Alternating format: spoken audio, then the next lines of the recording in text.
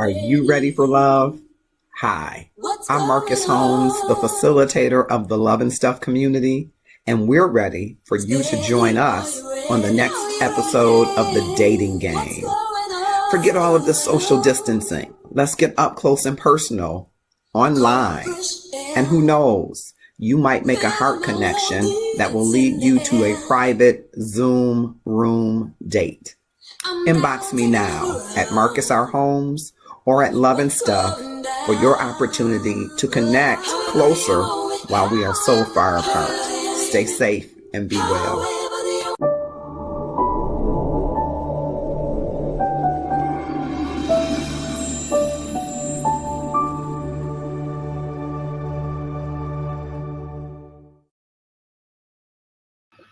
And good evening, and thank you for coming to Love and Stuff. I am Marcus Holmes, and it's a pleasure every Tuesday to come to Love and Stuff and the Love and Stuff community with the most amazing people, the most brilliant people, the most giving people, the most hilarious people. It's a great community, and if you haven't clicked follow and joined us on this journey of love as we up our love game to increase the amount of love in the world, you should go to the Love and Stuff page if you're not there watching this already and click follow so that you can be notified of the great events and great things that we're having within the Love and Stuff community. Happy New Year to all of you who have not had the opportunity to say Happy New Year, though we've said it in a couple posts in our Love and Stuff love communications. But I wanted to take the opportunity today to say Happy New Year to each and every one of you. And I hope that you have a wonderful, wonderful 2021. I know we're all waiting with bated breath, hoping not to have the kind of year we've experienced for some of us last year, but hang in there. We're hoping that better times are coming. So click share and tag some folks to join us. I see we got some folks, Pamela McCree Sampson, Ernest Sisson, my favorite photographer, I think, in the world, Tamuk Scruggs, one of the Love and Stuff community valued members of our community, as all of you are. Sonia Wadi, great to see you. Haven't seen you in a while. Deborah K. Hodges Herman. Thank you all for joining. I hope you will click share and tag someone to join us in this discussion. Those of you that are in Georgia or watching other things, I just want to shout out Dr. Raphael Warnock. I hope that all of you voted for him. I know that those that are within the community that are a part of the Progressive National Baptist Convention, which is the denominational home of the late Dr. Martin Luther King Jr. and the church where Dr. Warnock pastors, we're all waiting, hoping that we're going to turn the Senate blue and that Dr. Warnock and Mr. Ossoff will both be elected and sent to the Senate. So it's been a long election cycle. Hang in there. And all of you Georgians, I hope that you went blue today. All right, had to get that out. And DJ Jam, the one and only, has joined us as well. I hope that you will click share and tag someone to join us in this discussion. And what a discussion I hope that this will be. I will drop in the comments the link that you can join us in the discussion because we want your opinion. Your opinion matters to us. Yes, I'm with you, Deborah. We're praying for Georgia. And we hope that that prayer, that faith had some works behind it so that people went and voted. It looks like it's pretty close, but we are hopeful and prayerful. Like Deborah said, we're praying that we turn it blue. And so I want to thank all of you who have clicked share so far. And I hope that you will click share right now so that you can join us in this topic. Give me some shouts out. If you are married, give me some hearts. If you're single, give me a like and then some hearts. We want you to have love too. Give me some so I can kind of gauge who's in the room as we go into this discussion. It is an interesting discussion around friends. How many of us have them? Friends, right? And so give me some likes and or love. So love, if you're married, give me a like and a love. There you go. If you're single, because there is love still coming for you. And if you saw the commercial, the dating game is coming up. We've got an exciting platform and opportunity for you. So you definitely want to inbox us at Love and Stuff. We'll have a survey that you'll fill out. We'll do both speed dating and one-on-one dating. And I think you will enjoy that. If you watched last week's show, you saw that we had a few folks on with us who are participating in an experiment that we're doing. 36 questions that lead to love was a social psychosocial experiment that was done some time ago, and it has gained new traction. And so we're participating in that as well. Click share and join us in the discussion. All right, so I'm going to go into the topic. And I've kind of broached this with some other folks from the inbox, and I asked for them to join. So tag someone to join along with you in this discussion. All right. All right, let me go back. All right, so from the inbox, he says, me and two of my homeboys have been friends for 35 years. Two of them are now married. The one who got married recently is starting to pull away from the group because his wife thinks that one, married man shouldn't hang out with a single man, and two, that there should be less hanging out overall. We have traveled to sporting events together, hung out together, fished together. I understand that he is married now, but no hanging, he says. I know that this puts him, the newly married friend, in a hell of a position. Put yourself in the newly married man's shoes and the single man's shoes. How would you react? So you've been friends with someone for 35 years, and after a point in that 35 years, so 35 years, and during that 35 years, one of your friends gets married. Okay, so it's one married guy in the group of the three of you. And then after 35 years, the other one gets married. Okay, you've been friends for 35 years. And his wife says, you need married friends. We need to only hang out with couples. You don't need any single friends. And, you need to do less hanging out because you're married now. And so the married, I want to talk to those of you. Do you think that that's fair? Is that okay to do? Give me some likes and loves. And I'd love to have you join me here live. I know we're competing with some heavy hitters tonight. Haves and have-nots is on. And This Is Us is back on, and something new is on. But we are settled in our 8:30 time, and we'll keep pressing forward with that. But I want to hear from you. So let me know if you were friends for 35 years. Should the hanging out cease because you are single? Should that married man, to keep peace, only hang out with married folks?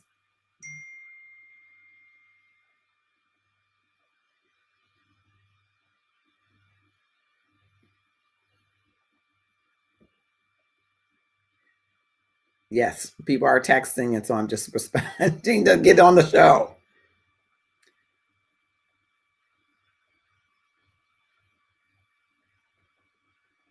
Okay. All right. So what do you say? All right. Felix Holmes has joined us. Mahasan Pierce has joined us. Drop in the comments. What do you say? From the topic, Jay Gerald, I hope that Jay Gerald is entering the room shortly, and we'll say, we'll drop the topic there in the comments so you will be able to see the topic. That way it will be pinned. All right. So what do you say? We got some folks watching on the Love and Stuff page as well. Sandra Beavers is with us. Thank you so much. I want to hear from you. What would you say if your friend of 35 years said, hey, man, or hey, sister, whatever you call, I can't hang out with you no more because my wife or my husband says I should only have married friends now and you're single, and that I need to lessen the amount of hanging out that I do? What do you say? What would you say? Should that be okay? Give me some likes, some loves. So you've been friends with someone for 35 years and they've gotten married after 35 years. So you've known them almost your whole life. Moderation in all things. Okay, Beatrice, I got to have you on. You got to help me. I don't know. You gotta fill in the blanks and be amazing. Come and be amazing with me. See that teaser? I said, be amazing, trying to get you on the camera. All right. Mahasana says, I'll say no. I am a single woman. I hang out with my married friends from time to time. I'm not taking my married friends to the strip club or to a singles event. We need to be able to utilize our common sense. That's great. I love it. I love it. Click share and tag someone to join us, to join in that discussion. I'm going to show that comment. Mahasana, thank you so much. All right, Beatrice, I'm sending the link. I'm going to find it and send it. J. Gerald, I need you. All right, I'm going to send you the link so that you can join us. All right. So how many people are saying, you know what? We've been friends all this time. I'm going to need him and his wife to have some discussion. Oh, Michael Kempis joined us. Thank you, sir. I'm not going to hang out like I'm single, but that friendship is important. I want to hear from you. Hello, Corey Reed. I want to hear from you.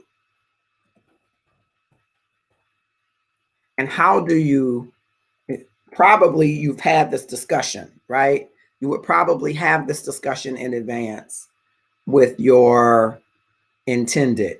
I'm watching Bridgerton, so forgive me if I'm using words that we might not use right now. So the intended, your wife to be, now your wife, I'm sure you would have had that discussion, right? This is a matter of discussion about those friends. And if she's feeling some kind of way, or ladies, if your husband were feeling some kind of way about your single friend, I'm sure that that would be part of a discussion, or would it not? Or is it just something sometimes that you take for granted that people are going to accept your friends, all of the people? I think Roger Williams is here. I didn't see, I saw him share it, but I wanted to have him come in. Toya Miller has joined us. Thank you so much. Mahasana says, secondly, if a spouse wants you to get rid of your friends, then that's a serious trust issue that needs to be discussed within the marriage.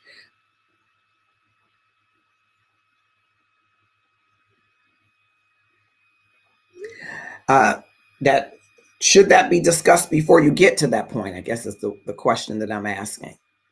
And I just sent it to you, Beatrice. I hope that you will join me. Roger Williams, I hope that you will join me, because I want to ask you and Beatrice, because both of you have been married. I want to ask you that.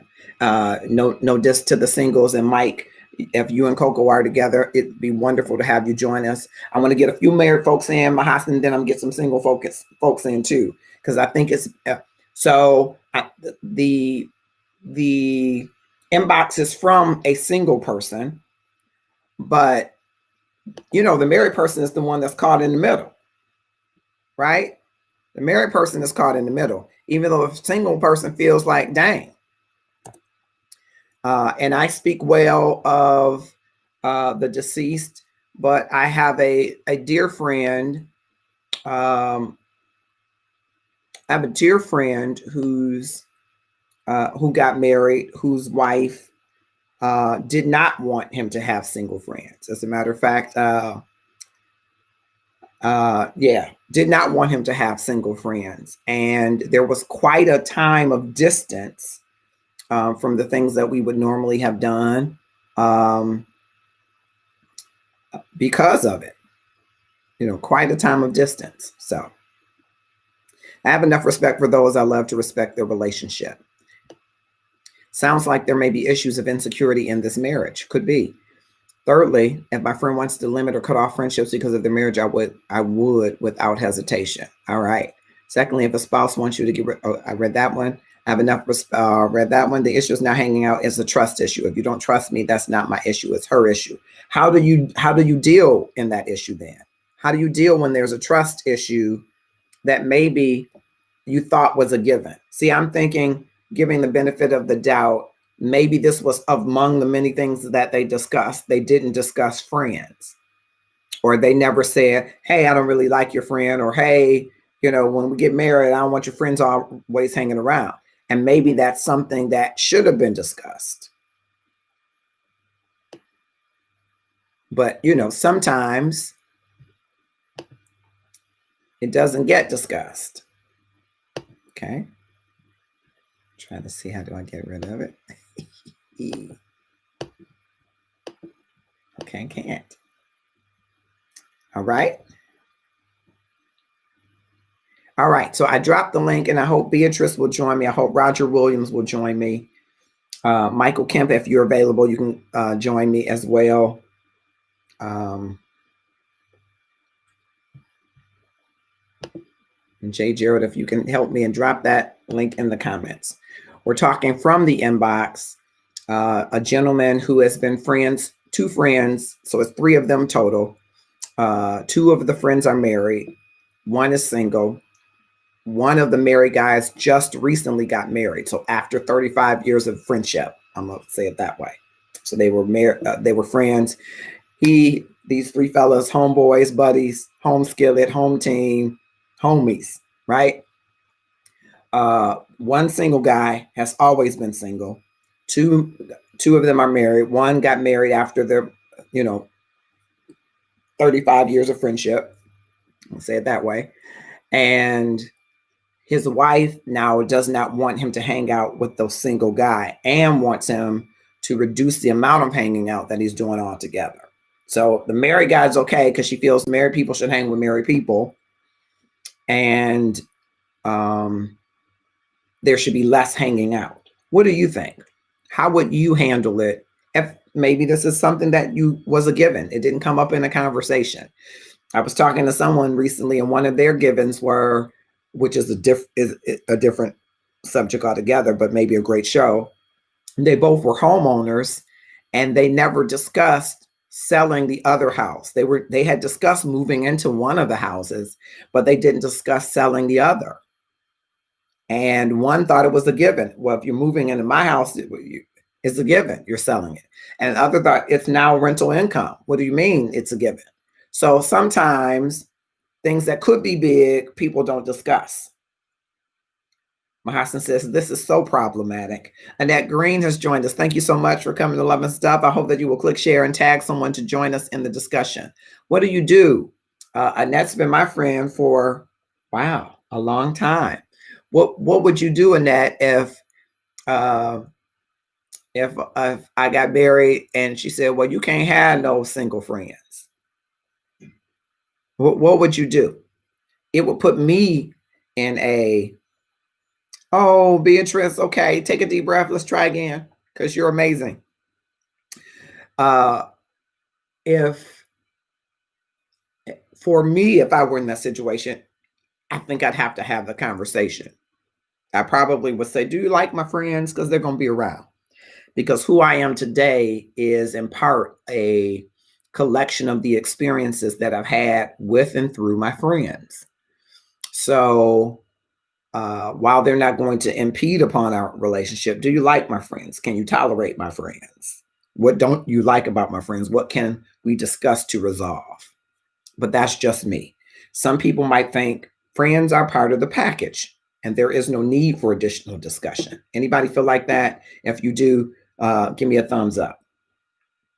Andrea Williams says, not if they are respectful to the marriage. Okay, very good. Linda Phillips has joined us. I hope both of you will click share and tag someone to join us in the discussion. Join us in the discussion. It's a fantastic discussion, and I want to hear from you. And Roger, I sent the link, buddy, because I want you to come on the camera, buddy. But, and Mike, I'm sending you the link as well. Jerome Rutledge has come. Thank you, sir, for coming to Love and Stuff. I just clicked share, and I hope that you will do the same. I think it's also a control issue. If you have 35 years of friendship, then you are good and grown. I kind of think it's silly, and that person is definitely doing too much. Do you mean the wife is doing too much? Mike, just clarify that for me. Do you mean the wife is doing too much, trying to control the friendships? Roger, 2 of my best friends married, and I spent time hanging out with them and their new spouses. This allowed for the spouses to get to know me and the dynamics of our friendship. Excellent. I think that's excellent. Judy Mills has joined us. Thanks so much. I'm trying to send the link to you, Mike, so that you can join us live. I'd appreciate that. I've asked for Roger, and Beatrice is having a little bit of connectivity issue. And And I'm hoping that she can navigate that and join us. All right. All right. I just sent the link to you, Mike. I hope that you will join us because I think you raised some great points. Lynn Lipsy is here. And so for those of you who want to know, I better not do that, Lynn. I'm gonna leave you alone. Lena Brown has come. Thank you so much because I know I'm competing with This Is Us and Have and Have Nots, and we are all rooting for Dr. Raphael Warnock and Mr. Ossoff, who was an intern, if you don't know, to John Lewis, who are both trying to turn the Senate blue. And so everybody is hoping for that, right? And so I hope that if you are a Georgian, that you did vote for that. Our associate producer, Kamal Williams, has joined us. Happy New Year, buddy. Love you much. Lena Brown, thank you so much. Bilal Muhammad, thank you, sir. Lynn Lipsy. I hope all of you that are here will click share and tag someone to join us in the discussion. From the inbox, we're talking about a gentleman who is a part of a 3-pack, right? He's a part of a homie collection, 3 friends who've been friends for over 35 years. He is the only one that's single. Now both of the other 2 are married. The one who has been married more recently rather, is his wife. Thank you, our senior associate producer. I love you too, Lynn. I was going to say this is my wife, but I don't want to get in no trouble on camera. So I don't feel like fighting nobody. Okay. I ain't in the fighting mood. Not today. But I'll have to tell that Lynn story one day to the Love and Stuff community. Okay. More recently, one of the 3 got married, and his wife does not want him to hang out with a single friend. He can hang out with a married friend, but not as much as he used to. And so the single friend is feeling some kind of way because they did everything together. They traveled. Of course, right now they can't travel to sporting events, or they probably shouldn't. They fished together, which they still fish. They hung out together. And he said, I understand that, there's some pullback, but not to be able to hang out at all. We've been friends for 35 years. And so I wanted to ask you, what do you think? Sonia says, as long as a single friend has respect for the marriage. Yes. I want to know from you all, is this a conversation that people should have beforehand? Or how many people would take that for granted, that friends are given? They are part of the package, because friends are the family that you choose. They're not the family that you're born into, right? A lot of people, particularly in the African-American diaspora, if you got 3 great friends and you've had them for 35 years, they're like family to you, right? You, as my great friend Rochelle Weathers says, I kill a rock. That's our saying. But you have friends that are like family to you, right? And so do you think it's a given? Do you think it's a given? Is it a given that, or is it a discussion?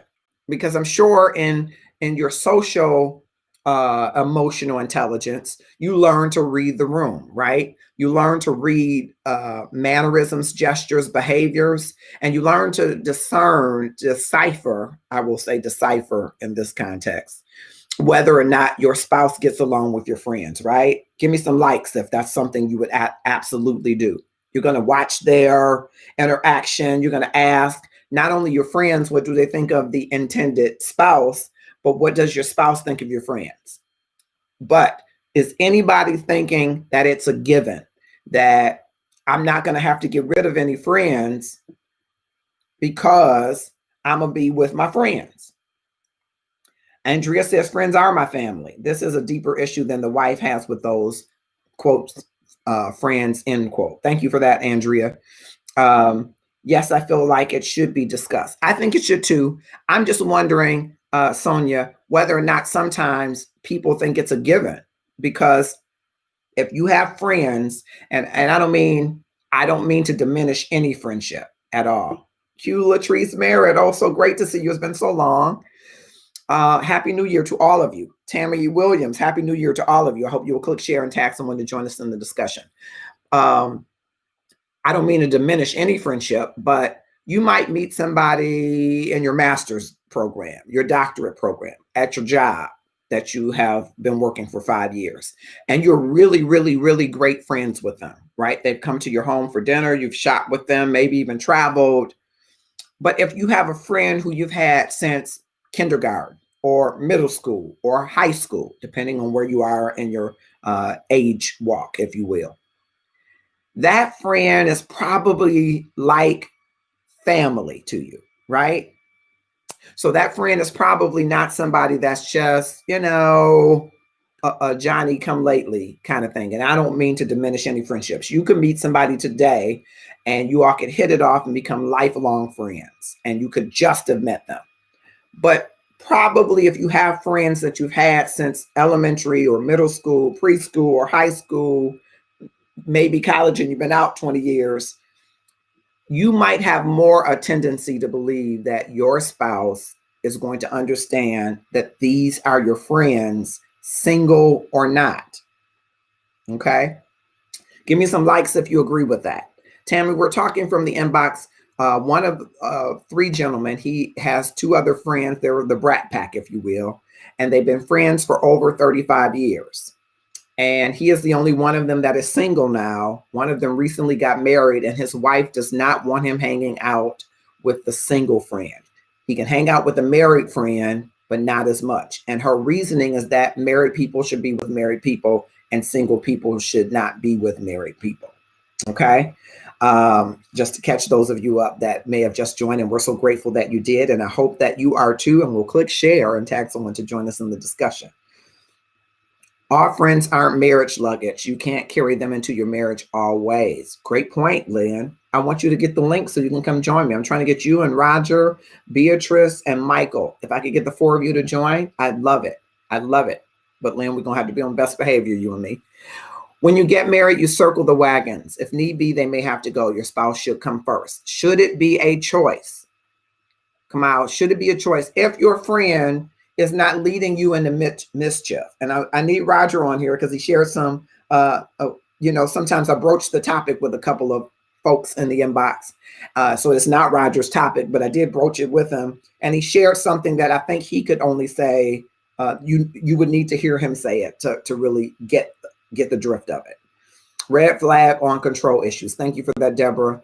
Oh, wow. Thank you for the update. Absolutely. My pleasure. I think that's ridiculous. She needs to work on her insecurities. Lynn, I want you to get the link and I want you to come in. I want you to come in. I want you to come in. I want you to come in. I want Lynn, Beatrice to come in as well as Roger Williams. I don't know what's happening with Roger Williams, but I want him to come in. Come and join us. Join us in this discussion because I think you raised some great points. And come out if they're not a negative influence. So there's never been any issue. And if there were an issue, right? If there were an issue, shouldn't that issue have been raised before now? So if I have an issue with her friends, and after we say I do, I'm gonna say, okay, now you don't. Do you think that would have been a conversation? So maybe the friends could have had some discussion. It wouldn't just be like, sorry, dog, I can't hang out with you. You know, my wife said she don't want me around no single guys. Of course, Roger says single guys aren't always the problem. Sometimes it's the married guys that are more in the mischief. But Roger, I wanted you to come on and share not necessarily an experience, but I didn't want to just take that and say it because it hasn't been my experience necessarily. All right. Deborah says yes. All right.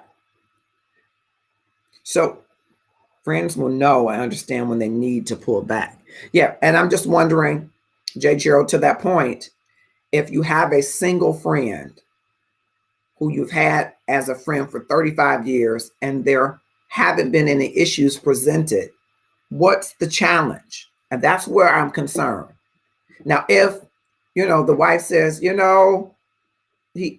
always, flirting with everybody, then that is maybe some insecurity around the influence this friend has on her husband, right? Could be, right? Could be that she's concerned that he's under the influence and might do something, but that's something that they'd have to work out in their relationship. But should someone give up a 35-year friendship that has not been toxic or negative or problematic, and it is not infringing upon the marriage? So this isn't a person who is, this isn't a person who's suggesting that, okay, you have to, he's understanding that you're married and that you're going to be spending time with your wife, but no hanging out. He says on top of none. So now we're not friends. How does that work? What's the conversation like to bring rectification, if there can be?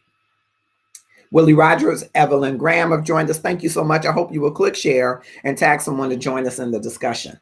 Kamal says, not necessarily. The conversation becomes necessary at the point of action. So for me, Kamal, I'd have to, if my wife, and I'm going to say the intended, because I'm watching Bridgerton, and they're using all that very proper Great Britain, England kind of language. If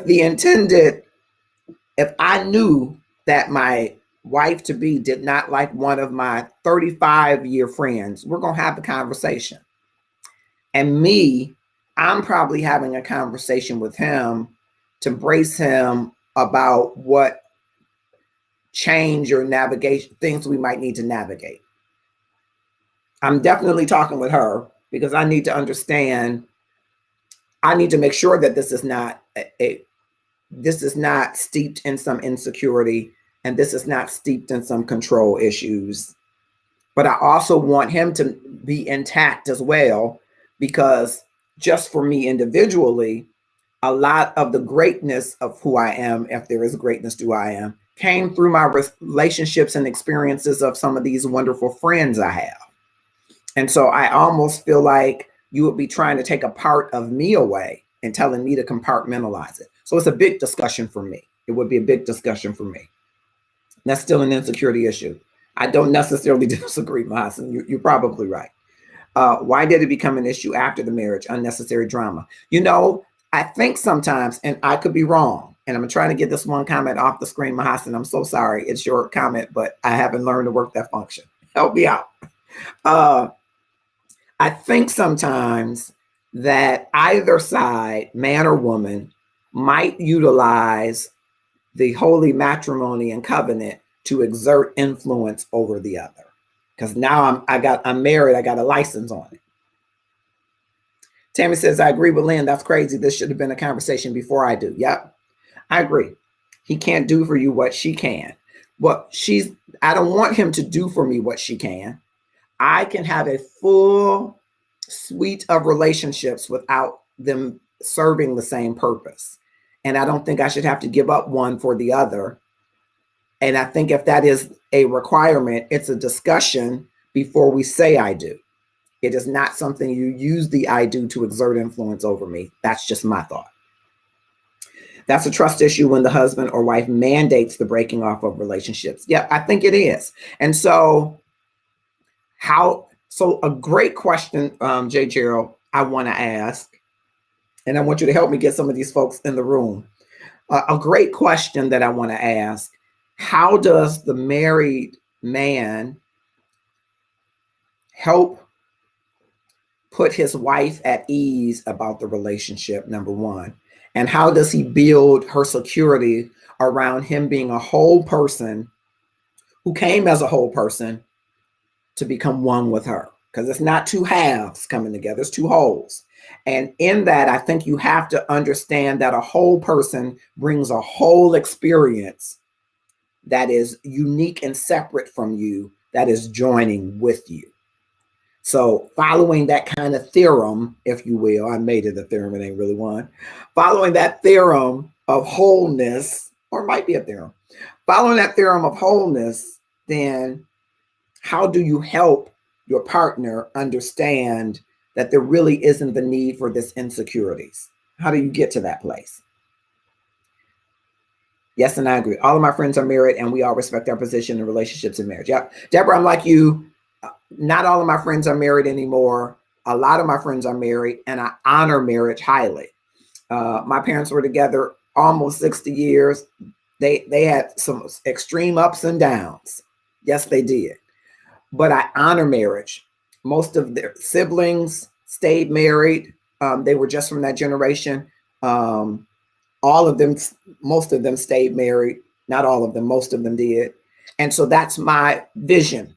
Most of my neighbors, when growing up, most of them were two family households and they stayed together. Most of them did. And so I've always had this thought and honor about marriage. I'm not married. I was almost married twice, 3 times if you count Lynn, but Lynn, we're not starting that in here. And when my friends got married one by one, I understood that there might be some pivot, not some replacement, not some stop, but some pivot to the amount of time, the kind of things that we might do. I understood that for the most part. I can say for one, I did not understand it. To this day, I'm not sure I do, but I wish I had tried better to understand. I will say that. One friend, I wish I had tried better to understand the perspective of the wife. I didn't understand it. I don't fully still today, but I would have tried harder to understand it because we had a long-standing friendship. Okay. And it's not my topic either, just so you know. All of my friends, oh, okay. Let me go. I agree. Okay. All right. You're watching. Okay. Click share if you are correct. Understand what your position is in the relationship. Yes. Yes. I think that's important.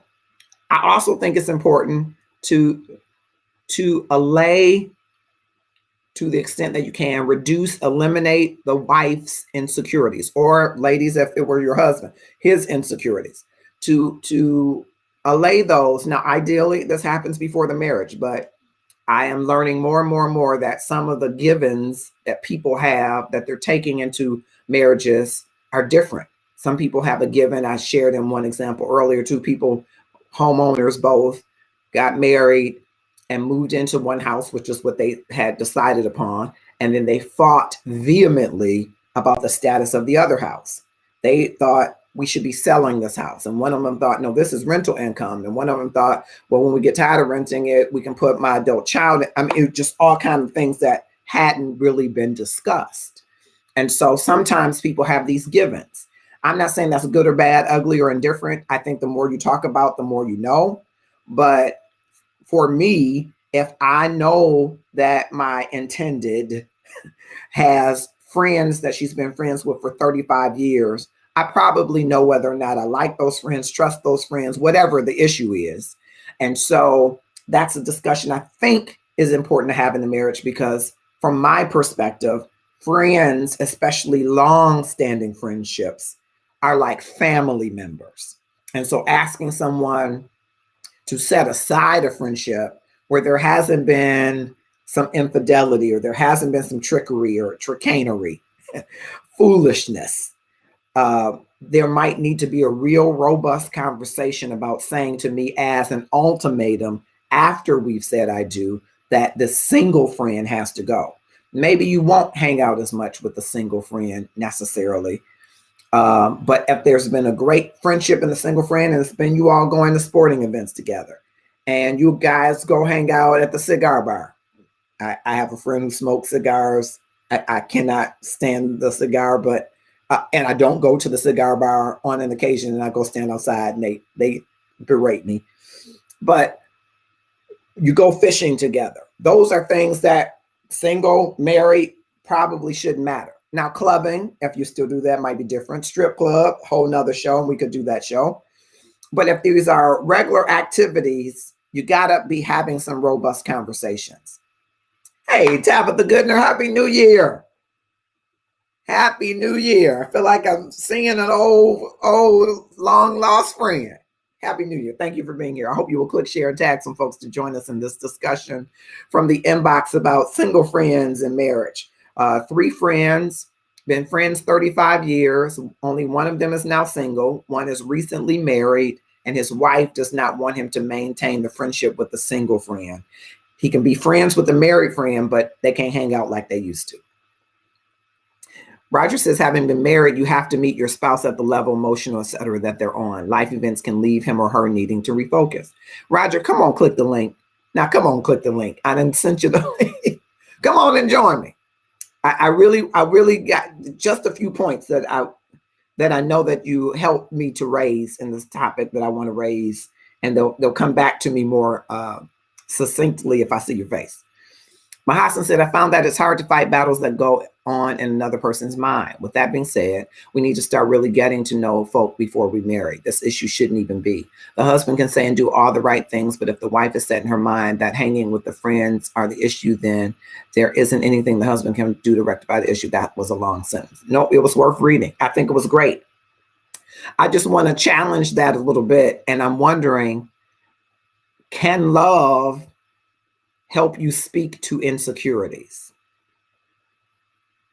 So I guess my question might be, how can our love help those who have had, as Roger says, they're on a different emotional level? How can our love, the way that we take care and custody of our love, how can that help someone who's insecure in general in relationship, right? It could be that you find that your spouse is insecure and you still marry them. I'm not judging you. It's more work. You have to do your work, as Ian Levine would say. But some people have some insecurities about something, right? It could be your looks. It could be your weight. It could be your education. It could be your socioeconomic status. You could be insecure about a number of things. But if you love somebody, are you able to leverage that love to help someone with their insecurities? So I guess I'm wondering, is there something that this new husband can do to help his wife feel more secure in their relationship and his commitment to it, and understand what me and Tabitha talk about sometimes? More often I'm having that conversation, Tabitha, that love is more than just the love between the husband and the wife. There's so many facets to love. So should you be able to interweave all of those facets and have an appreciation for all of the collective that brings an authentic person forward who's experienced all of these, who's been fed by all of these, who's been nurtured and nourished by all of these facets of love? Because for me, again, if there's greatness within me, part of it is I'm the son of a prince and Prince of Herbert, son of princes and Prince of Herbert. Part of it is, though, a collective of friends who have elevated me and raised, lifted me and helped me to become who I am and nurtured me through relationship. And so to set that aside for me is setting aside a part of what nurtured and brought me, is me. Because those people are family to me. So I'm wondering, what can you do when you're in relationship with someone who isn't really that secure in themselves or secure in the relationship and feels maybe threatened, challenged by other relationships that preceded your relationship? Because you don't have to be challenged by a relationship that isn't out of order. So if your husband or wife is first, you shouldn't be challenged by a sister or a mother in their appropriate place, right? A friend, a cousin in their appropriate place, right? So what would you advise to this husband to do to help his wife understand the facets of relationship and not feel threatened by them? Having difficulty getting on. Love may not change spouses, but it will definitely give you more patience to deal with it. Roger, I know you can get on. Get on. Stop playing with me. All right. My husband says, I found that healing first is the best thing to do. It's selfish to put these issues on another person. It's selfish to tell my husband he can't have friends because I'm insecure, not fair, not love. It is your capacity for love, right? So we both haven't fully deepened and developed our capacity. We both have love, but there are some flaws in it, right? It hasn't been perfected. It's growing in us, right? Well, will time work it out, or is there something that happens? Because I guess, Kamal, I'm wondering, if no change in behavior happens, how does time work it out? How does time work something out if there's no change in behavior? I'm just curious. What happens because time happens? Even if If you scab your knee and it heals over time, but there is something happening to bring about the healing. So I'm just wondering, just curious to that. He has to discuss this with her to understand her reasoning. Okay? All right? That's good. Most of the time, the wife has an issue with the female friends that her husband has because of the friends with benefits titles issues. To tell a spouse he can't hang out or be friends with his single friends is again her concerns that the friends are possibly whorish, and she feels his friends may introduce him to his single female friends. Has the husband given her reason to not trust him when he's with his friends? Well, it's the single friend. I haven't talked to the husband, but the single friend says no. They don't. It's never been a go a whoring kind of thing. And as Roger might tell you, Brian Cooper has joined us, that a lot of times the go a whoring part ain't on the single man. I've had married friends that did more whoring, and I'm the one saying, you got a whole wife at home. I can't be a part of this. So sometimes it ain't the single friend that's the whore. Forgive the whore expression. I don't really use that term, but call me old fashioned. I don't know what you want to call me. So sometimes it's not the single friend, but you're right. She's insecure for some reason. The single friend says, hey, I've met her. We've had, birthday things together and been at different events together, but it's never been an issue. So they've never had a falling out. It was never, during the time that he knows of, his friend was caught in infidelity before they got married. Never, they're not the kind that hang out at strip clubs, he says. And there was already one of the friends that was married, whose wife has absolutely no issues with having her husband having, at that time, 2 single friends. Had no issues with them hanging out. But she did, of course, there was a time she said, hey, you can't hang out with the fellas all the time. So it was a time issue, but it was never a situation where you can't be friends. So back to that insecurity part, maybe. And so if that's the case, I know Kamal says, hey, time will do it. I'm wondering, does anybody else say there is something that we can do instead of just waiting? What would you advise this married man to do? Stefan Tilford, thank you so much. Pilots Fly High. Dewan Sample, thank you so much, sir. Daja Beautiful Labret. I hope all of you that are joining will click, share, and tag someone to join us in the discussion. We're talking from the inbox where most of our topics come from. 3 friends, 3 homies, homeboys, home skillets. 1 is single, 2 are married. And the more recent guy who got married, his wife does not want him hanging out with a single friend. What do you think about that? There haven't been any infidelity issues. They don't go to strip clubs, says the single friend. And so is she just insecure? What do you do with that? I've had married friends who try to live vicariously through me. Yep. They will do it. They will do it. They'll give out your number and say, hey, I'm going to meet. When she answers, tell her to meet me. Nah, player. You got a whole wife. I'm that friend. I'm that friend that's the designated driver mostly. And I'm that friend that's saying, okay, we're going where? Okay, let's repeat the oath. Well, I can't say the oath, but in general, you married, you got a whole wife. Shakura Dukes has joined us. Thank you so much. I hope you will click, share, and tag someone to join us in the discussion. As single man has to be careful when discussing dating life. I knew which friends I could say what around. Yep. You don't want to say stuff that's enticing. Very good. If he's made the decision to withdraw, then he may know the reason. He is choosing not to share it with you. No, the married man is in the middle. It's the single man that's writing in because he's feeling some kind of way. The married man does not want to write off his friends and probably won't. It'll probably be a situation where she thinks he's hanging out with the married guy and he's hanging out with both of them, which is not good because now you're being deceptive, right? What do we advise the married guy about making his wife feel more secure about his 35-year friendship with a friend that has never had a negative impact on him or his marriage? What do we advise him is what I'm asking. I'm that friend too. Yep, Mahasan, that's me. I'm that friend that's, it just happens that, I'm handsome. I got Herbert Holmes and Princess Holmes looks. And it just happens that most of my friends are attractive, at least to me.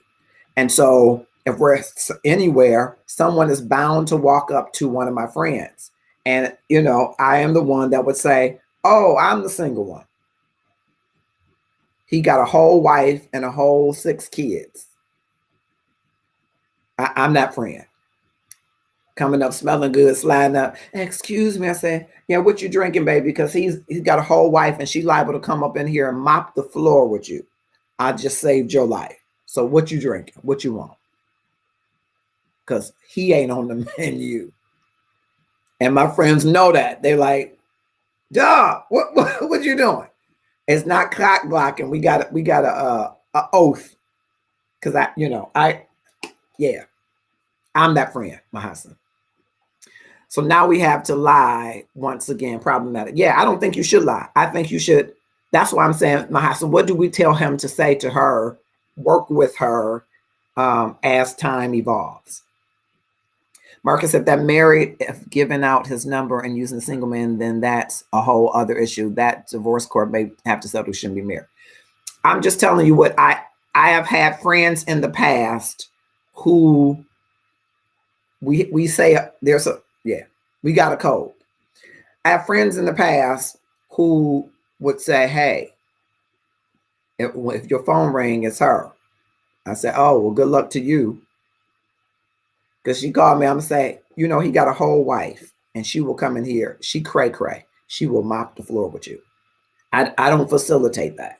I honor marriage. Matter of fact, if I find out that somebody's married, I'm the one that says, you're married. You can't do that. You have to bring the single friend around the wife more often. Okay. All right. That's good. That's good advice, Roger. Thank you so much. Okay. 6 kids. I'm just saying what I'm saying. I don't know what to say to that friend. Crown apple straight. Lynn, I think we're going to behave, you and me. We're going to behave on here. A whole 6 kids. Yep. Hey, Mercedes, thank you so much for coming. I hope you'll click share and tag some folks to join us in the discussion. Pam Caldwell, thank you so much for joining. I hope you will click share. We're talking about once you get married, should you tell your single friends goodbye? You shouldn't tell your single friends goodbye, should you? Or should you? Maybe you should. If you have a friend who you've been friends with for 35 years, and then you get married, and your spouse says, I don't want you hanging out with anybody single, including that friend of 35 years. And you can hang out with married people, but not as much. Now, that should have been resolved before you get married, but sometimes, even with the best of intentions, people don't discuss what I call the givens. Some people don't discuss. They just assume my friends are welcome wherever I am. That's a given to some people. To some people, a given is my husband. Some people say my husband is going to pay the mortgage and this. I'm just going to pay the bills that I make. Some people say that's a given. All things that I would say you should discuss, but sometimes people think it's a given. For me, this is just me personally. Friends, especially the ones that I've had for 35 years plus, 30 years plus, are a given. And if we were going to have issues with my friends, we're going to resolve those issues before we get married. Unless I know I got nefarious friends, right? You got a philandering friend and you know that's different. But if I have a friend who respects my relationships and never infringes upon them, and we have a solid friendship for 35 years, we're going to have a real conversation.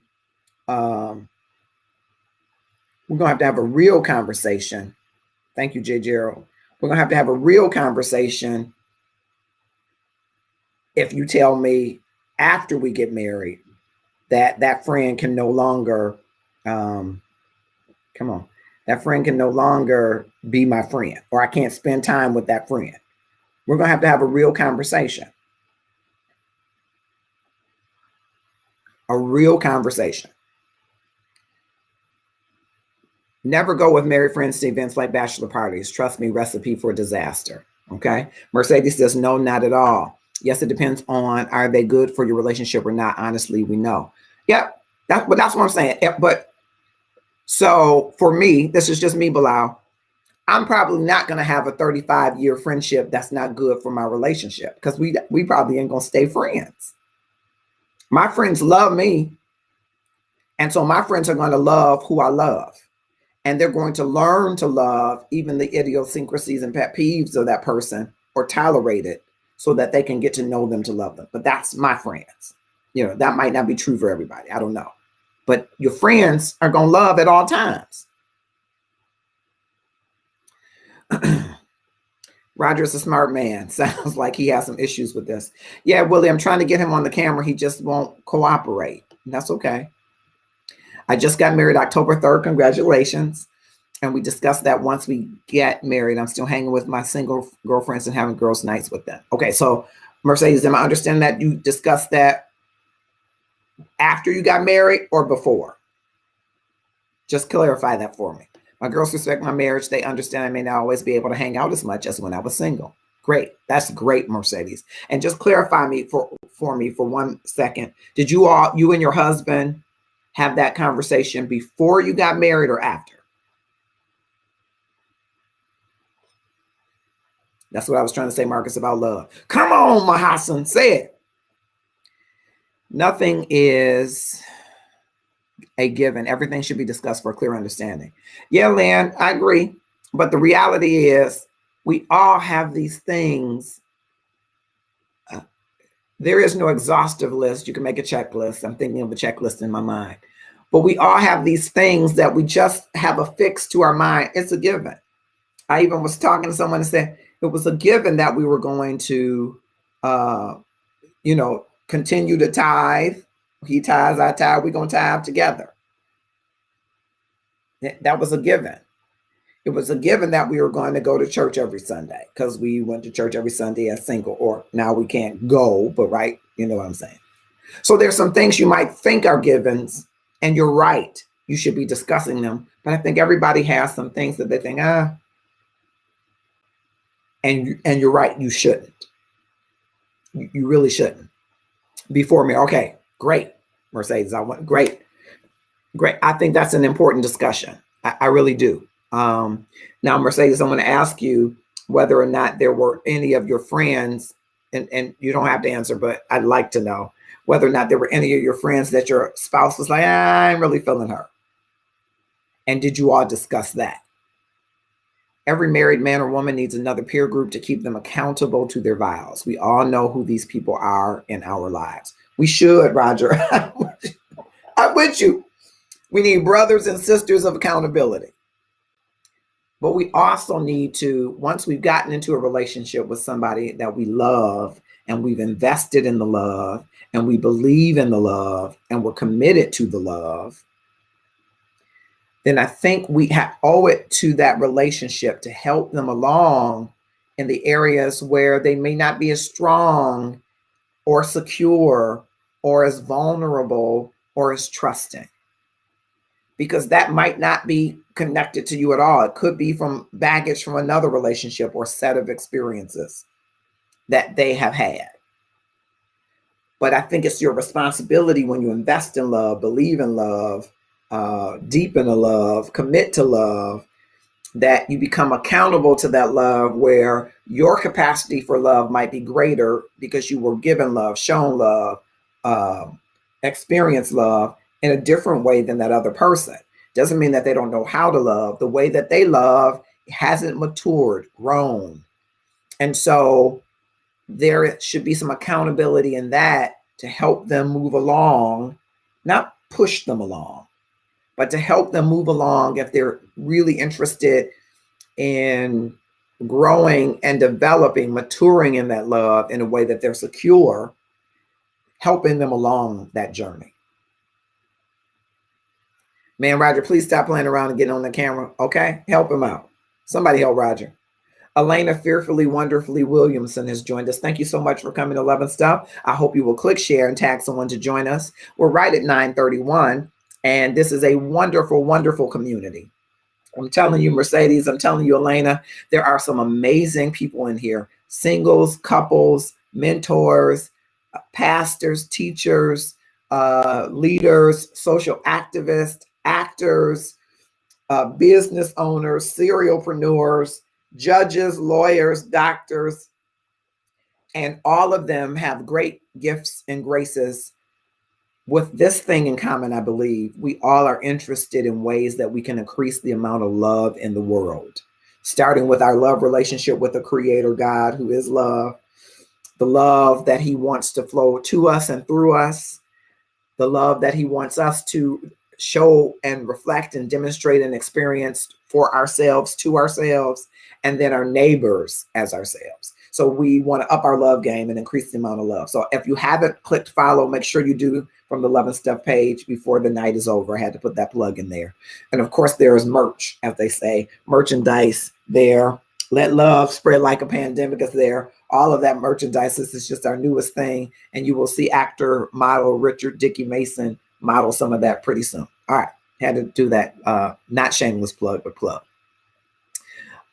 Mercedes says, yes, it was a friend that he just didn't like at all. He felt that she was somebody that was a user and not a beneficial friend that was early in the relationship.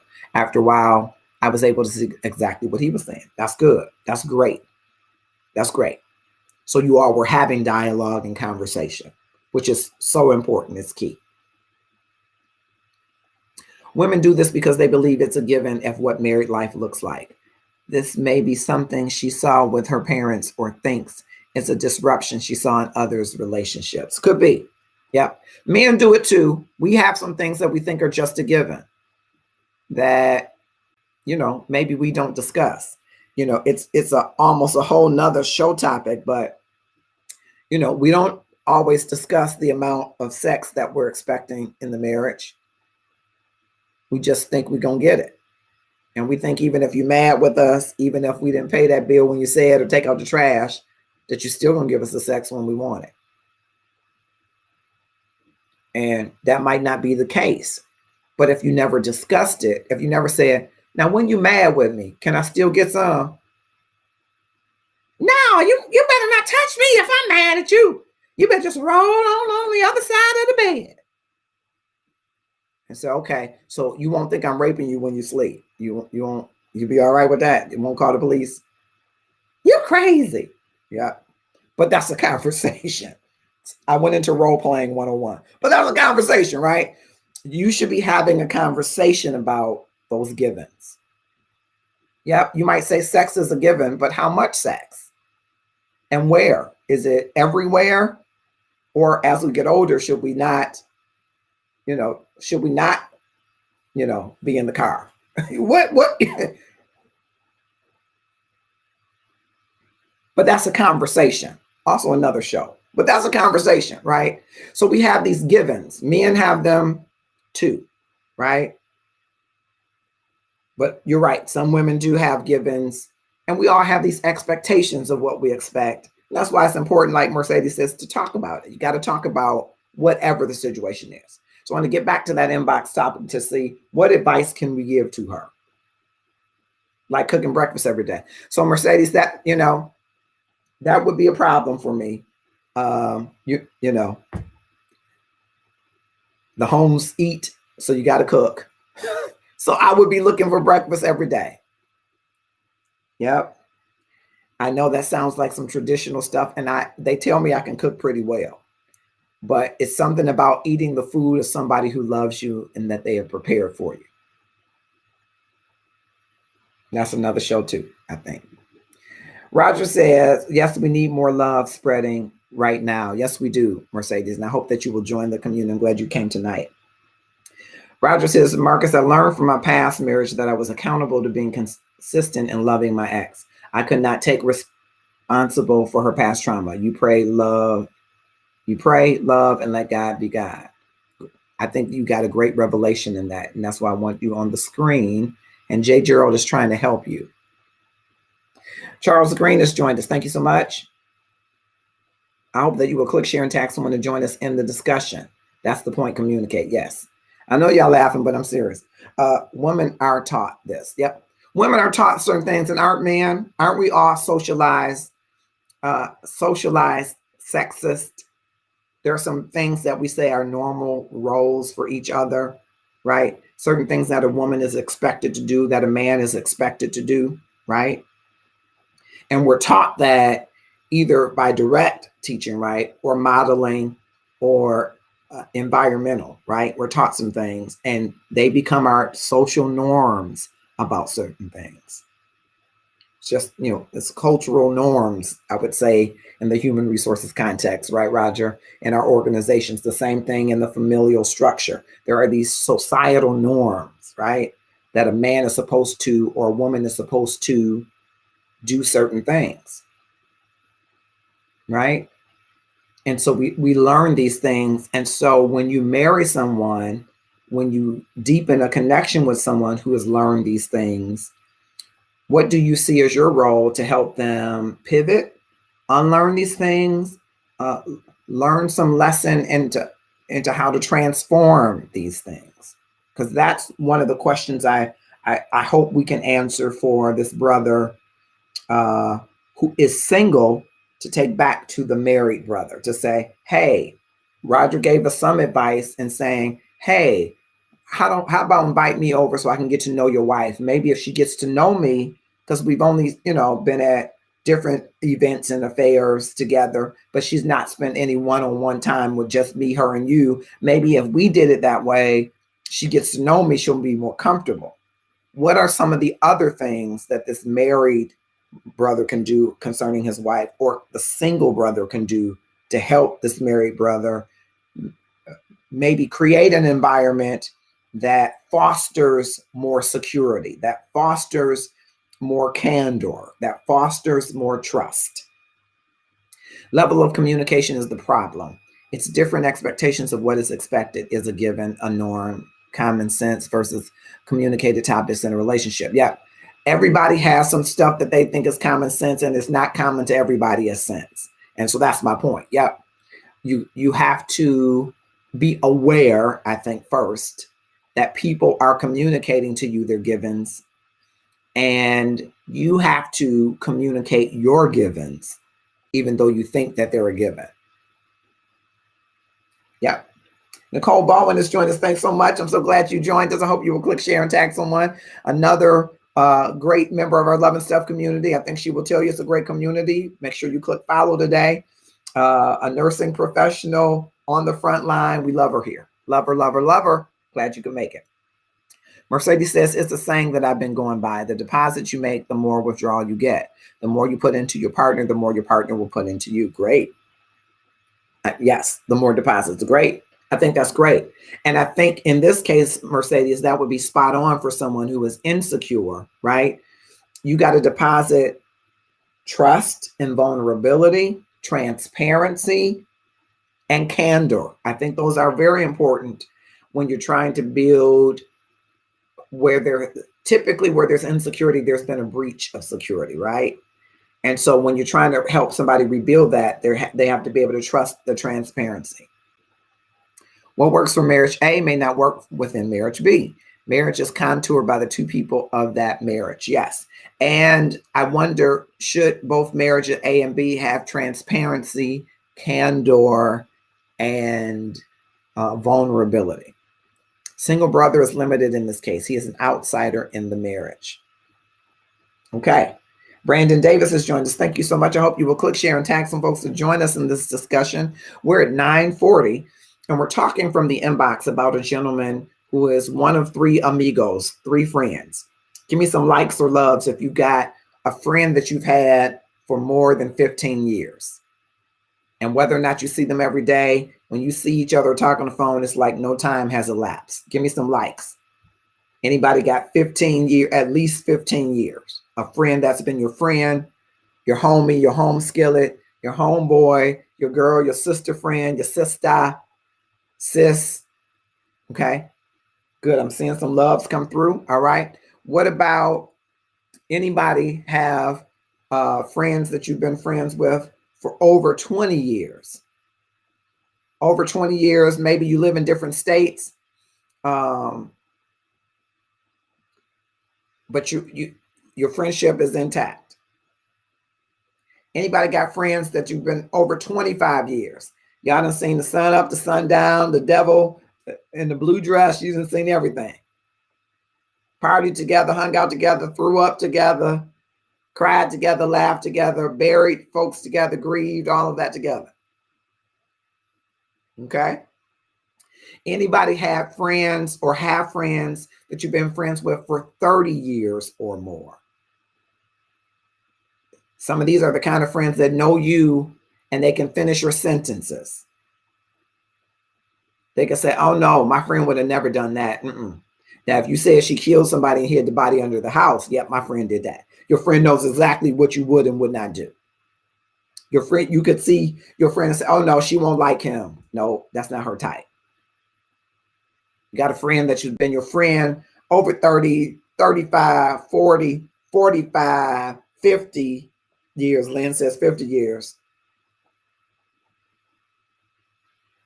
So imagine that friendship that you've had all of that space and time, because I am a proponent that we are but a collective of the relationships and experiences that we've had, sprinkled with a little grace and God's purpose for our lives. And hopefully sitting in the center of that is our passion. So you bring to anything, your authentic self is a collective of experiences and relationships. You got knowledge, you got intelligence, but you got it because you experienced it. It was experiential. You put that lesson to the test and you are better for it.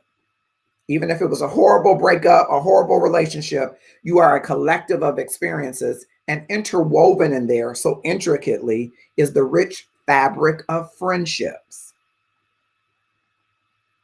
And so these friendships have informed you and fed you, nourished you, comforted you, affirmed you for 35 years.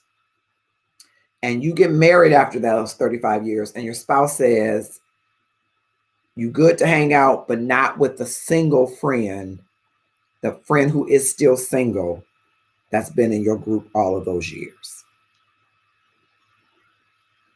So now your friend is potentially isolated, alienated, and you feel alienated from a friendship that has been a source of joy and inspiration to you. And how do you then advise your spouse, help your spouse feel more secure about a friendship that has so firmly, so consistently nourished and filled your life?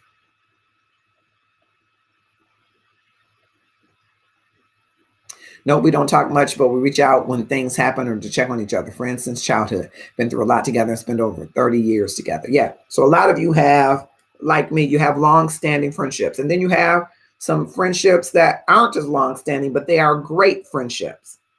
Roger Williams, a great friendship. Of course, we're not going to be friends much longer unless he comes on this live. Yeah. It's about to be over. But great friend. And he said it to me earlier in discussion on this topic, and I say it back to him publicly. I would not marry a woman who would tell me, oh, but that Roger, you can't be friends with him. We'd have to have a robust conversation about why you want to X out Roger. What did Roger do? What did he present? What did he remind you of? And how can we stop feeding your insecurities and nourish you in relationship as Roger has nourished our friendship?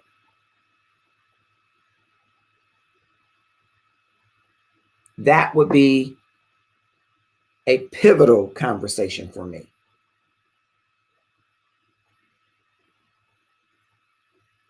Because the relationships that I choose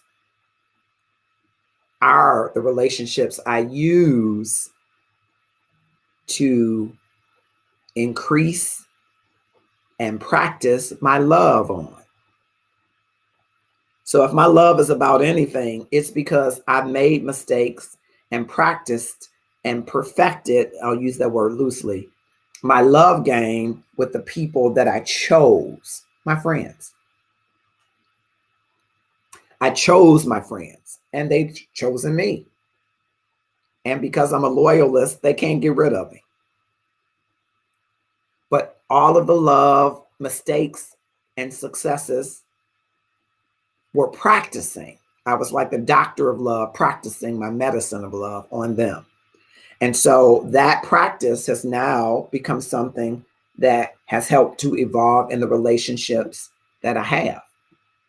And so to tell me that that's no longer valid, I can no longer have that relationship, I can no longer nurture it, is a serious conversation for me about our next steps, because it tells me our capacities to love are a little different.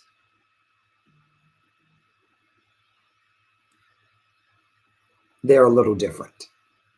And maybe I have to do a part of the work for me to do is to ensure that I nourish you and nurture you so that we can allay, reduce, eliminate those insecurities so that you will be secure with the whole person that I am, which has friendships that have been in some cases lifelong. And again, the givens in that for me are that this friendship has not infringed upon or impeded the relationship that I have. This friendship has not done nefarious stuff. This has been a whole friend. And so that whole relationship is important. Now, it doesn't take first place. I'm not saying, well, you're putting the friendship above the marriage. No, this is a conversation that should have happened before the marriage happened, number one. But number two, the covenant of the marriage, the paper of the marriage, the holy matrimony of the marriage should not be used as a mechanism of control for me to conform to the relationships that you want me to have. We should be having open and honest dialogue about your concerns with the relationships that I already have and how those relationships can nurture, even strengthen our bonds of love. As you heard Roger say earlier, saw him type, you can have sisters and brothers of accountability who help to keep you accountable to your marriage and relationships. And they help to do that in one way that a lot of people are unable to do. They know you. They know your proclivities and your idiosyncrasies and your imperfections. And they can help you to navigate where you might be weak in areas and help you build strength and affirm those strengths as you're building them. So I think it's very important that you work, and this is true for every relationship, and I know you know this, many of you know this. It's true in every relationship that if you want to address those insecurities, and I'm a little different than some might say, well, that's on her. She has insecurity she has to address. When you are committed, when you are deepening, when you are embarking upon a love relationship, you're embarking upon helping that person to become their best self, which means you are invested in them ridding themselves of those insecurities. It is not just his problem or her problem. Because if you're in love with them now and they're insecure, what would that love be like if they were secure? If you're in love with them now and they're good, what would their love be like if they were better? You might even fool around and get better trying to help them get better. You might even get better together. In every room in your home, in every facet of your life, right?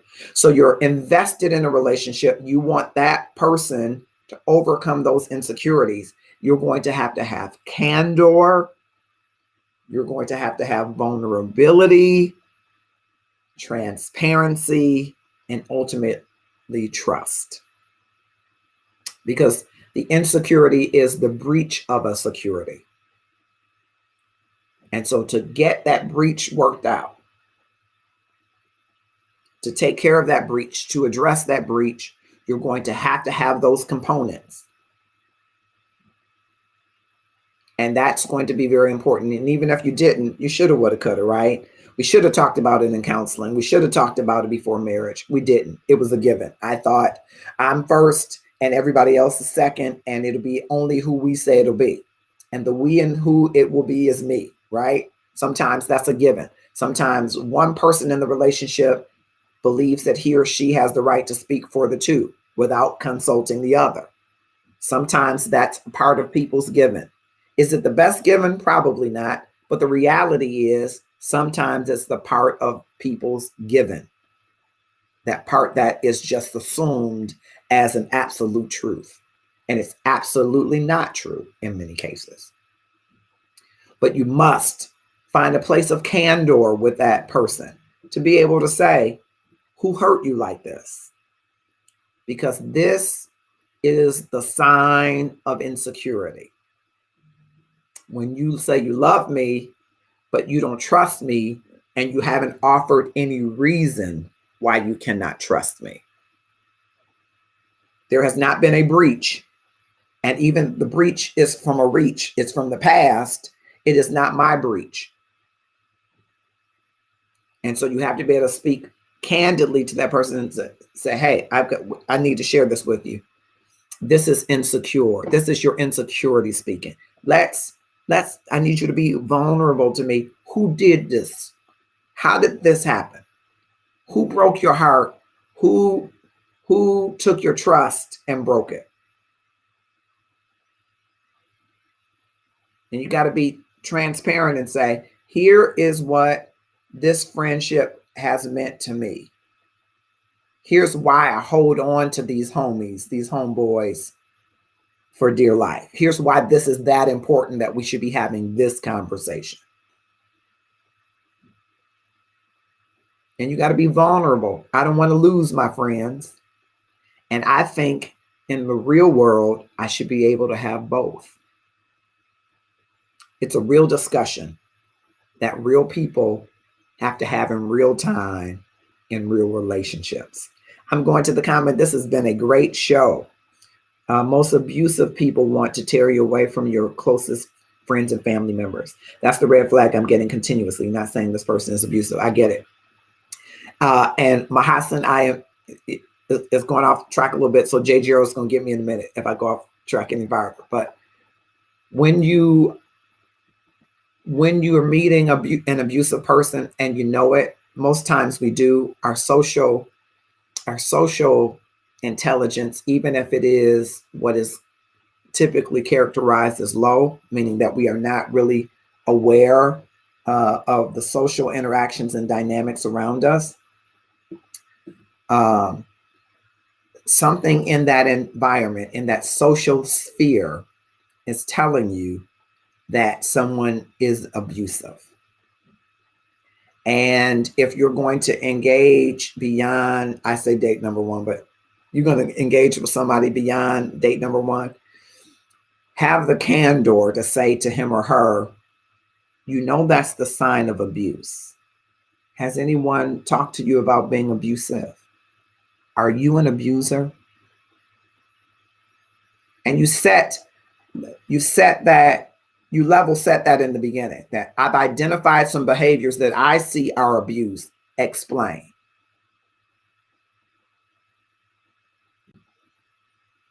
Because there are people that are abusers who don't believe that they're abusers, and they are just living out a pathology of abuse that has happened to them. And so you get the opportunity to be candid with them.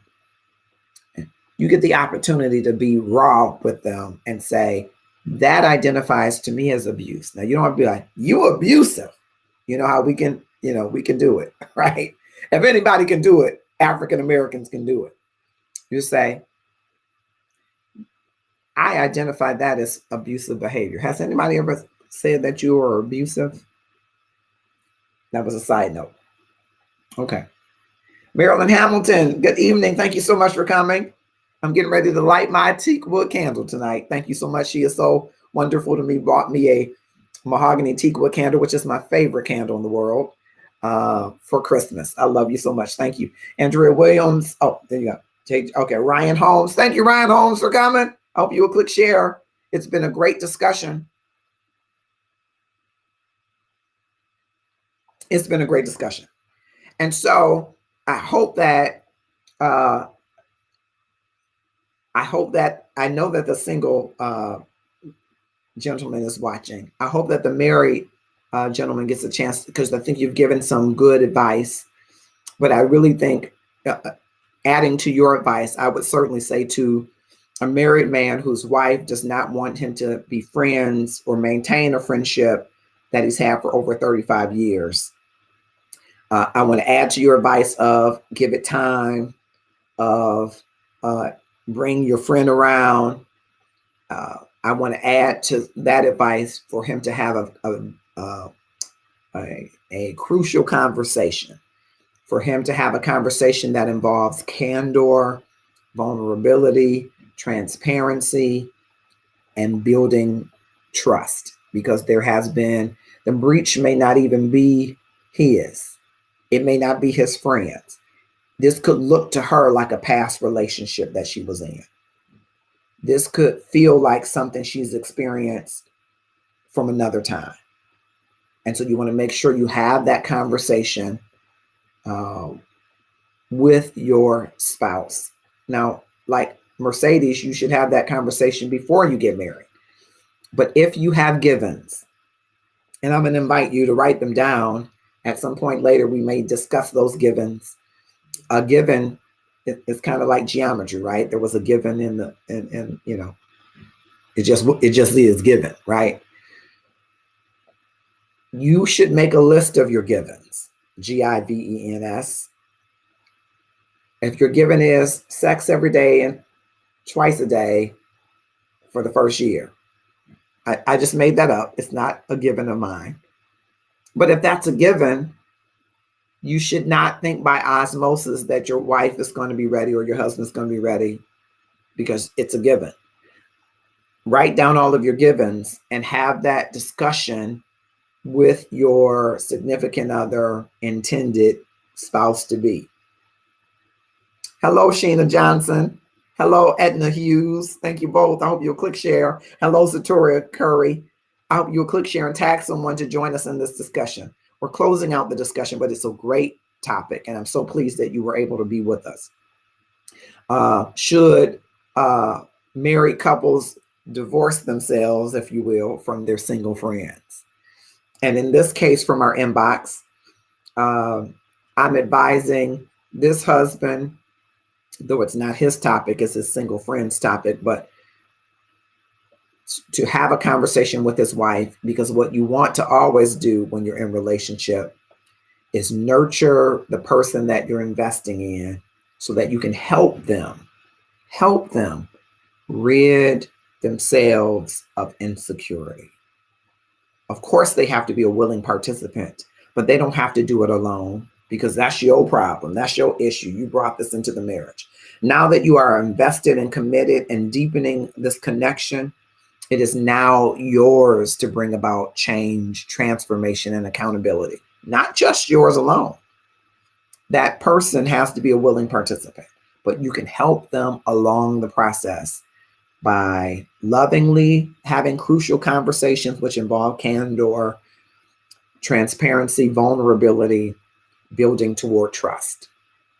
Because you will find that you will deepen that connection when you show someone that I'm willing to love you through all of your insecurities, with the hope that you can relieve yourself of the pressures and grip of those insecurities. What an awesome show. If you are single and you want to participate in our dating game, listen, we have some phenomenal people in the Love and Stuff community. As I stated earlier, we have social activists, and we have preachers, and we have doctors, and we have teachers, and we have lawyers. We have athletes too, male and female athletes. We have singers, and we have musicians, and we have models, and we had to say actors, we have actors, and we have race car drivers, and we have business owners, and we have serialpreneurs, and we have beauty pageant winners, and we have nurses, and we have mothers, and we have fathers, and we have grandmothers and grandfathers.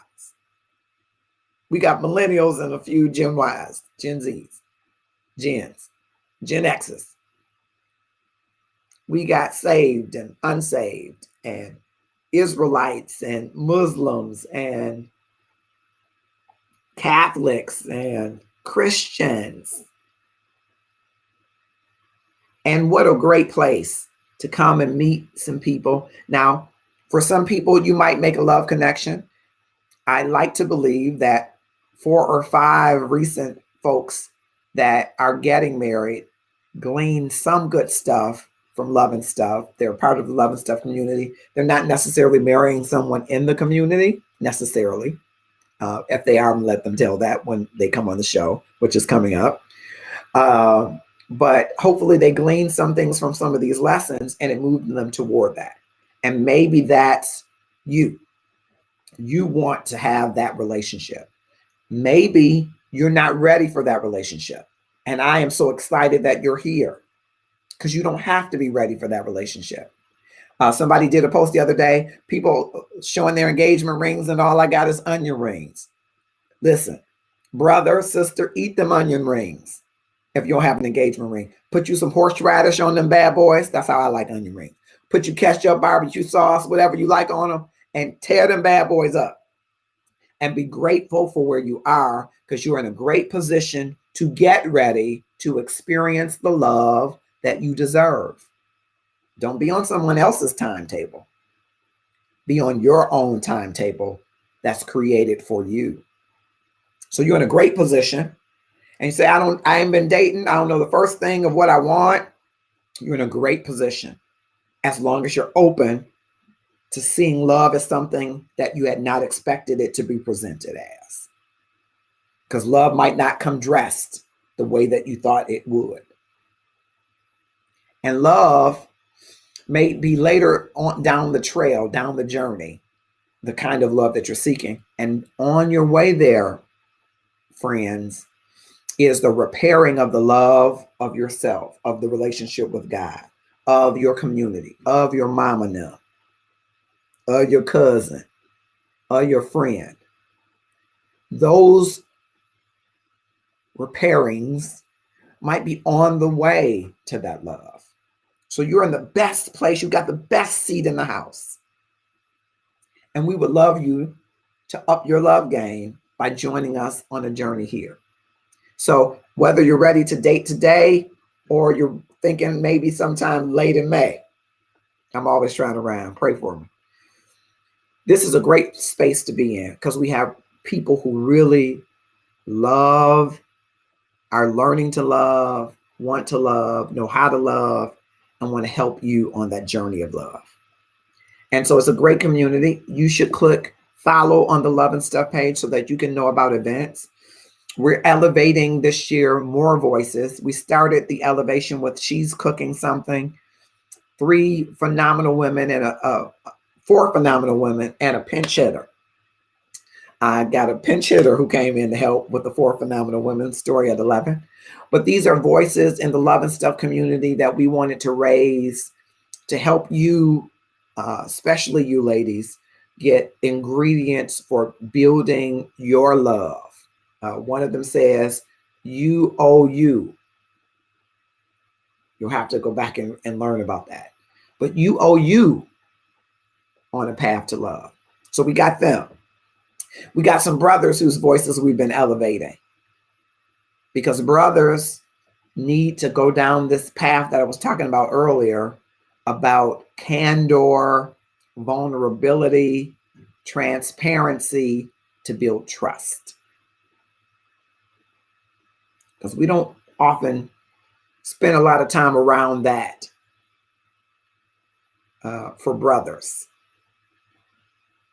And it's important for the success of the relationships that most brothers want to have. Now, I'll admit, not every brother wants to have a marriage, but that doesn't mean that you can't have a successful relationship. Sometimes you have to be awakened to the possibility of marriage, and you don't get awakened and then get married tomorrow. So you can build successful relationships on that journey. So it's a wonderful community. And in this year, you're going to hear more voices that we're elevating a little bit more frequently because all of it is our intent to bring to your attention that the world is in trouble. And I know you need that $2,000. I know Mitch McConnell done sat on it and you might only get 600. I know you need $2,000. I know you need that mortgage paid. I know you need them to call you back to work. I know you need the doors to your business to open so customers can come in. I know your business is getting slammed by the competition of online businesses and you can't keep up. But I promise you, what the world really needs, more than a new president and one that will go away into the sunset, more than Georgia turning blue, and we really need that. Come on, Ossoff. Come on, Dr. Warnock. The world needs love. The world needs more love. I need more love, and I need to give more love, and so do you. Our neighbors, we need to learn how to love our neighbors. I need to learn how to love my neighbors, and so do you. I need to learn to love those that I'm in league with and those that I'm out of league with, and so do you. I need to learn to love those that I work with and those that I worship with, and so do you. And I have room to up my love game. The love quotient is the amount of love you receive over the amount of love that you give. You will never be able to give more love than what you've received. And I know for people who have experienced horrific situations, that sounds weird. But if you can hear me and or see me, you have experienced more love than you can ever give, because the possibility and potential of love exploding within you is so powerful that God designed it so that you could change the world around you. And you could never give at an equal rate and an equal amount to that. You can give in response to it out of gratefulness for it, but you could never repay it. You have the power to change lives, this world, and a community with your love. And that's what our Love and Stuff community is about. Yes, most people want the amorous love. I want the erotic love. Eros. Give it to me, give it to me, give it to me good. And that may very well be in the cards for you. But that's just one facet of the love that God intends for us to experience and to share with others. And so we've got to up our love exponentially in every area. And that, my friends, is why we want you to join the Love and Stuff community, because there is love within you. And if we can join together and awaken it and cause you to be excited about it and passionate about it, that you share it, what a different world we will have. Sure, we have a variant or maybe two that are more contagious than the original one and could spread like wildfire. What if love spread like a pandemic, like a virus? What if it spread as easily, was as communicable, as transmissible as this virus? What a different world we would have. And that's the call. I hope you will answer that call in the Love and Stuff community and join us. It's simple. Click follow. You'll be updated on events and information and opportunities to up your love game, whether it's giving to families in need, helping multiple myeloma survivors, upping your own love game by meeting somebody who can help you move your vision for your life forward, meeting a new companion, meeting a new friend, learning something new about yourself, displaying your gifts and graces, whatever the opportunity, you will find one here in Love and Stuff that you can join in and give and show more love. I'm just going to go to the comments and I'm going to be gone. Noli Adder, thank you for joining us. And those walking toward their day of matrimony, have this conversation before you say I do. Please have the conversations. Yes. And Lewis has joined us. Thank you so much. Nicole says we got the whole world. Yes, we do.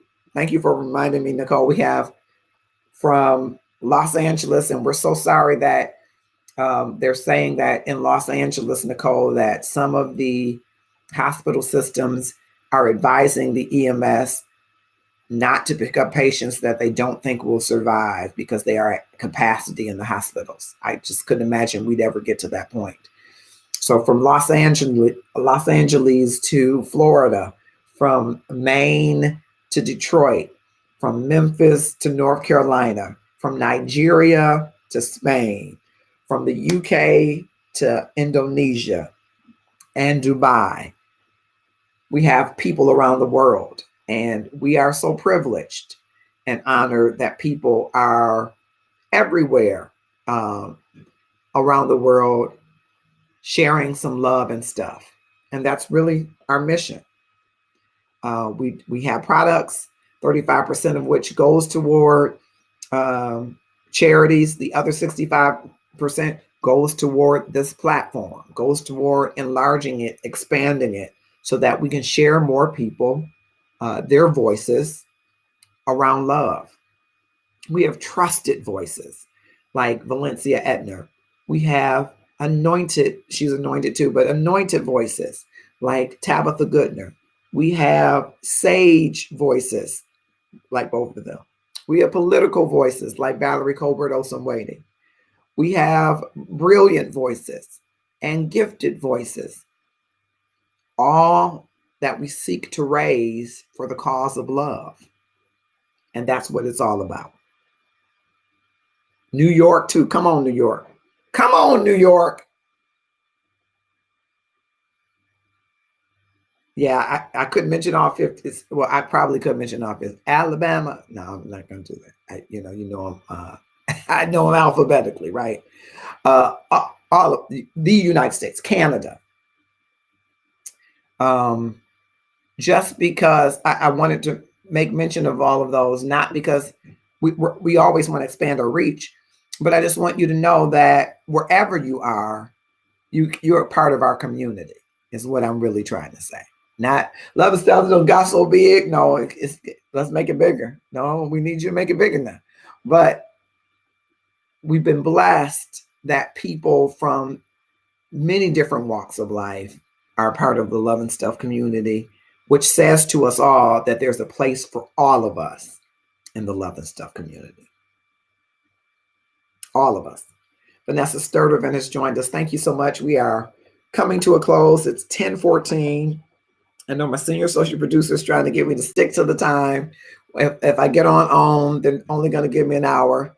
I don't say that anymore in jest. I used to laugh.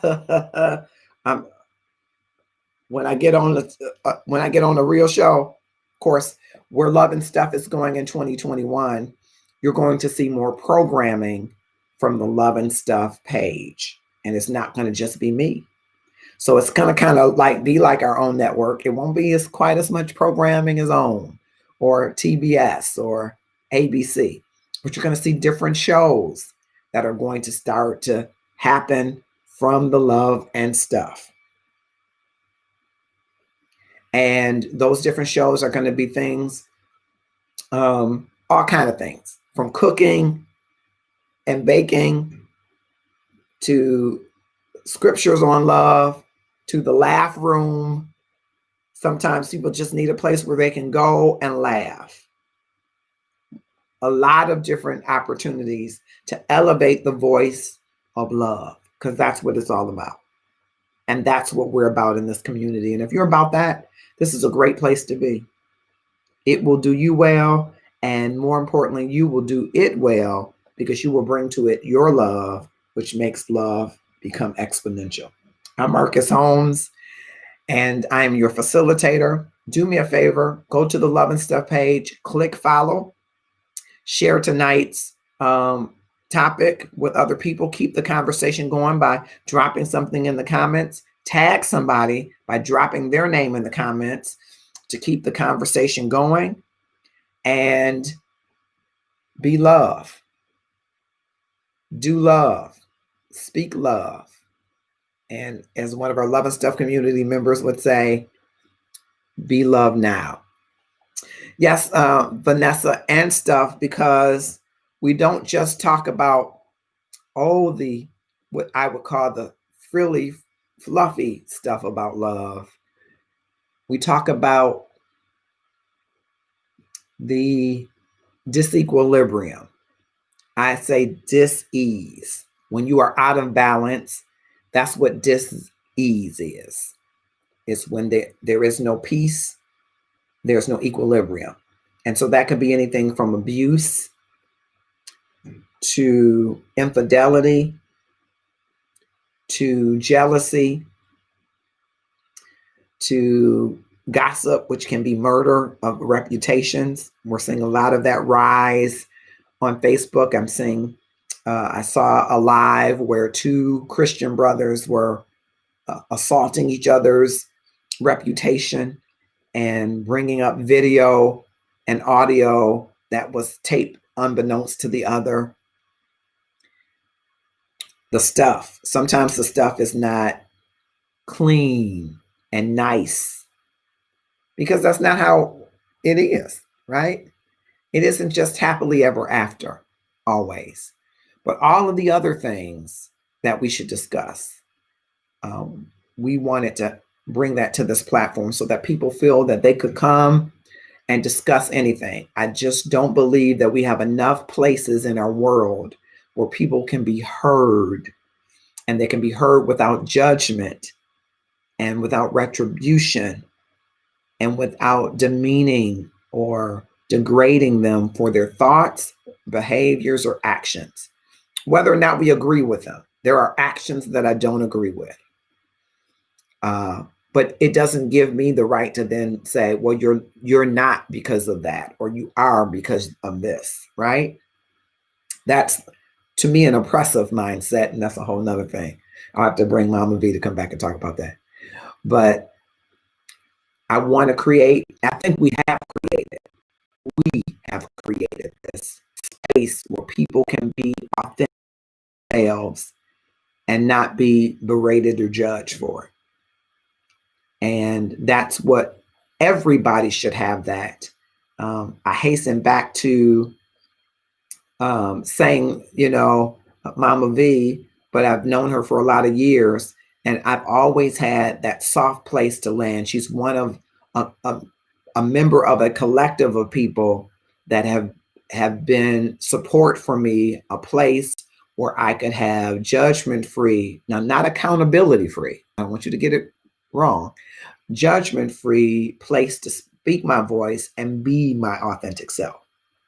Now, that doesn't mean that they didn't call me into accountability for whatever I was speaking, saying, doing, or being, but it was a place where I didn't feel that I was going to be judged. I wanted to replicate that experience for everybody. Everybody should have that, and that is what Love and Stuff is.